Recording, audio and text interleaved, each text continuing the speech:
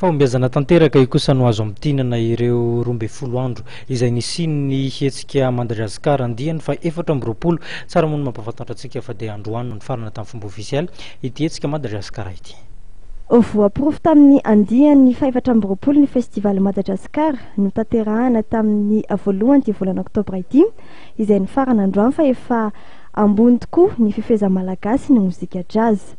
Nambaran'ny komity mpanomana fa fahombiazana tanteraka ity andiany ity. Faly dia faly tokoa ohatran'izay zany izay mikarakara amin'izao fiafaran'ny andiny fahare 4 Madajazzcar zao.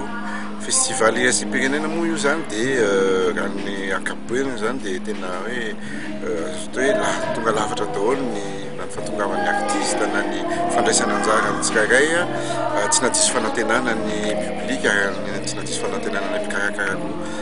Zay moa zany dia manantena fa hitanao hoe tena mihamaro ny mpijery ny Madajazzcar, mihamaro ny mpakafy jazz, mihamaro koa ny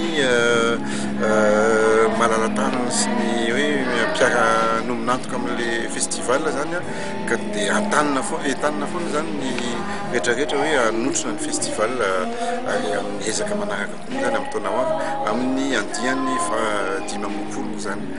Nentina namaranana ny festival Madajazzcar 13 sy 14 dia nisy androany ny fampisehoana ny rano mpanakanto maro teto amin'ny kianjana Tsamanitra. Isan'ny nandray anjara tamin'izany teto moa i Sara Lazaros.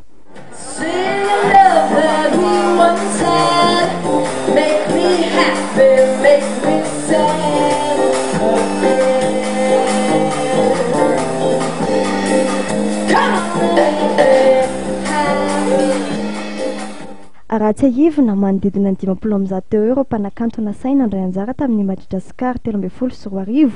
Nampiavaka ty andiany ity moa ny fahatsiarovana manokana ny Andirazaf izay mpiangaly ny mozika jazz teratany malagasy nonina tany Amerika.